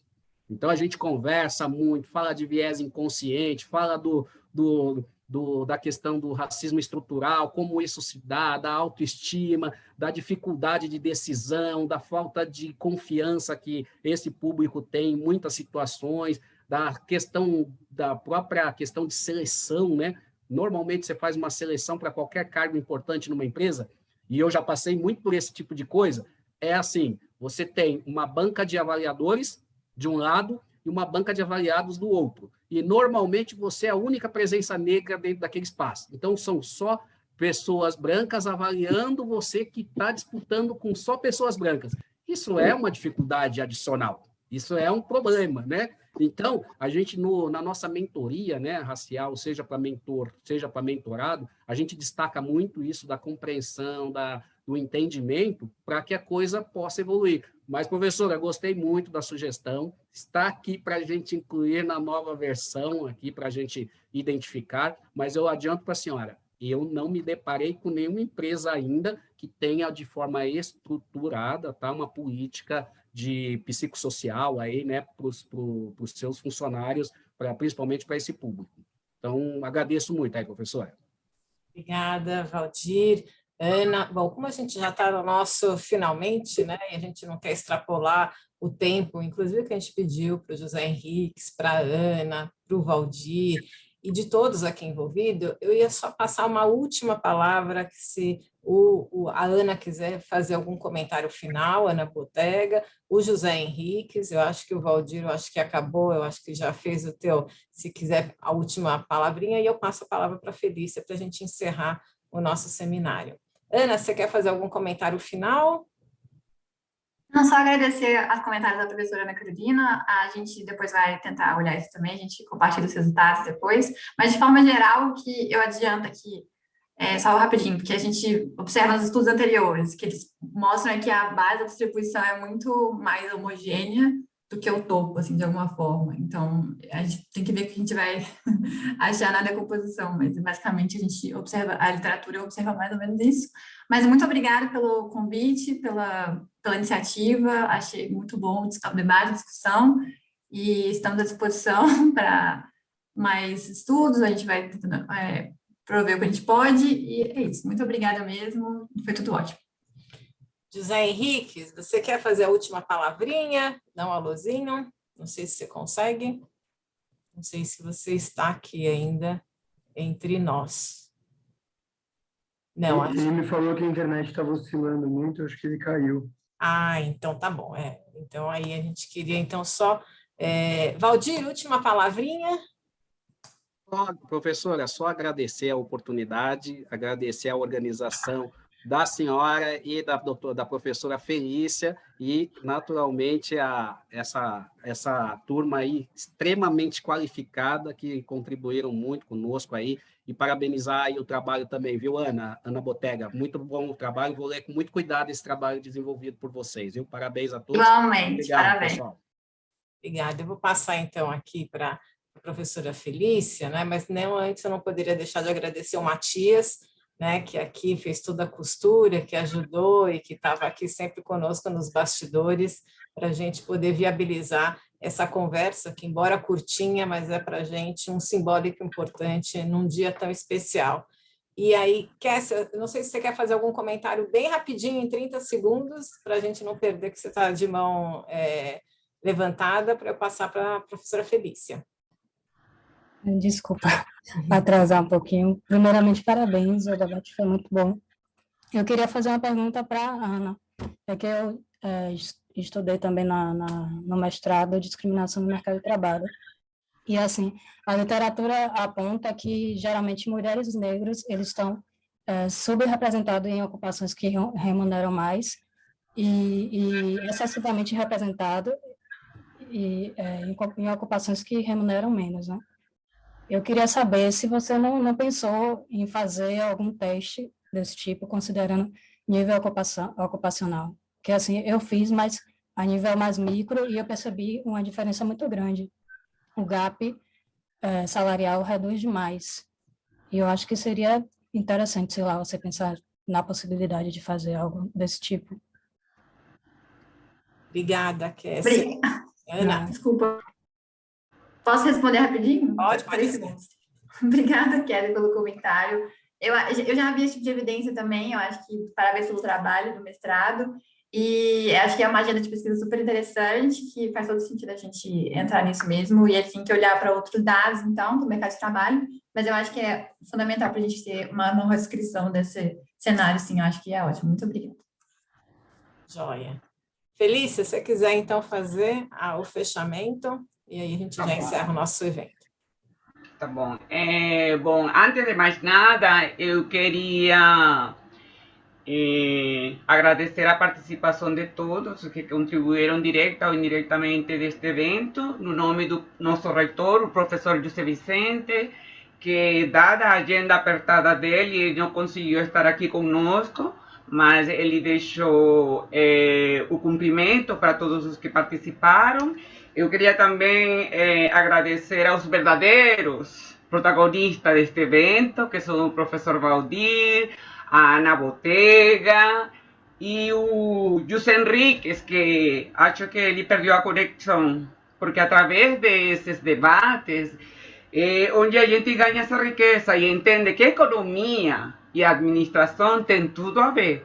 E não como muita gente pensa, não, essa coisa de economista. Então, eu acho que esse debate, esse seminário é um dos tantos que a gente vai ter nessa aproximação que o Matias propiciou, junto com o MADE e com a Universidade Zumbi dos Palmares. E, ao mesmo tempo, acho que esse resultado de ambas pesquisas, embora eles não estejam como a gente desejaria, nem o do MADE, nem o dos índices de equidade dentro das empresas, quem sabe, o 21 de março do ano que vem, a gente consiga trazer esse seminário com uma segunda etapa dessa pesquisa e, quem sabe, resultados mais alentadores, tá? Então, muito obrigado para quem ficou, para quem saiu e até a próxima. Obrigada, pessoal. Então, está gravado, depois a gente vai disponibilizar para o MAD, né? E a gente vai, para aqueles que quiserem ter acesso ao seminário e também aos contatos com as pessoas aqui, os apresentadores. Obrigada, que vocês tenham um ótimo dia. A gente se vê. Abraço.